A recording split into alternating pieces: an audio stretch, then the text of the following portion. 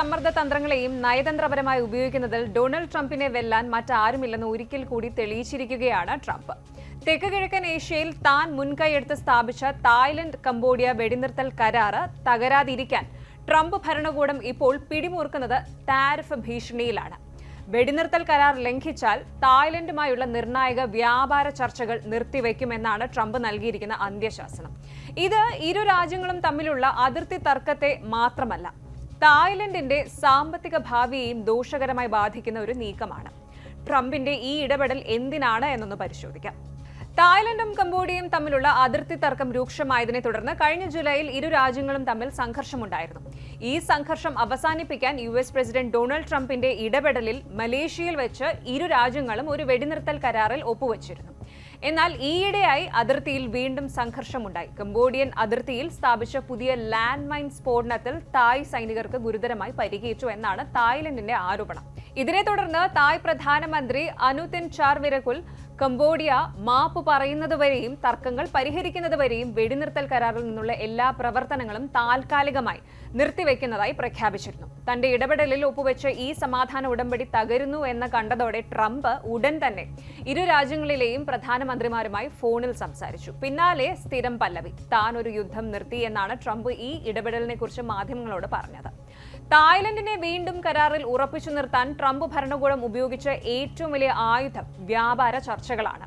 വെടിനിർത്തൽ കരാറിനോടുള്ള തായ്ലൻഡിന്റെ പ്രതിബദ്ധത പുനഃസ്ഥാപിക്കുന്നതുവരെ തായ്ലൻഡുമായുള്ള വ്യാപാര ചർച്ചകൾ താൽക്കാലികമായി നിർത്തിവെക്കുന്നതായി US ട്രേഡ് റെപ്രസെന്റേറ്റീവിന്റെ ഓഫീസ് അറിയിക്കുകയും ചെയ്തു.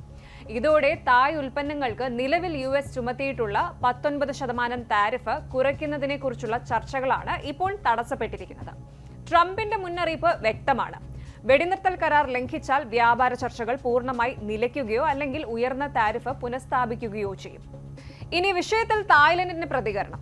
തുടക്കത്തിൽ സുരക്ഷാ വിഷയങ്ങൾ വ്യാപാരത്തിൽ നിന്ന് വേർതിരിക്കണമെന്ന് തായ് സർക്കാർ ആവശ്യപ്പെട്ടിരുന്നു. എന്നാൽ ട്രംപുമായി പ്രധാനമന്ത്രി ഫോണിൽ സംസാരിച്ച ശേഷം വ്യാപാര ചർച്ചകൾ തുടരുമെന്നും അതിർത്തി പ്രശ്നങ്ങളിൽ US ഇടപെടാൻ ആഗ്രഹിക്കുന്നില്ലെന്ന് ട്രംപ് വ്യക്തമാക്കിയെന്നും തായ് സർക്കാർ വക്താവ് പിന്നീട് അറിയിച്ചു. എങ്കിലും ഈ ഭീഷണി തായ് സർക്കാരിന് വലിയ സമ്മർദ്ദമാണ് നൽകിയിട്ടുള്ളത്. ഒരു അതിർത്തി തർക്കത്തിൽ കയറ്റുമതി തീരുവ ഒരു നിയന്ത്രണ ഉപകരണമായി ഉപയോഗിക്കുന്ന ട്രംപിന്റെ നടപടി ആഗോളതലത്തിൽ ശ്രദ്ധേയമാണ്. വ്യാപാര താൽപര്യങ്ങൾ ഉപയോഗിച്ച് US പ്രസിഡന്റ് എങ്ങനെയാണ് മറ്റ് രാജ്യങ്ങളിലെ പ്രാദേശിക സംഘർഷങ്ങളിൽ പോലും തന്റെ ഇഷ്ടപ്രകാരം ഇടപെടുന്നതെന്ന് ഈ സംഭവം തെളിയിക്കുന്നു. ഇനി ASEAN വെല്ലുവിളിയാണ്. മലേഷ്യയുടെ പ്രധാനമന്ത്രി അൻവർ ഇബ്രാഹിമും ഈ വെടിനിർത്തൽ കരാറിൽ ട്രംപിനൊപ്പം പ്രധാന പങ്ക് വഹിച്ചിരുന്നു.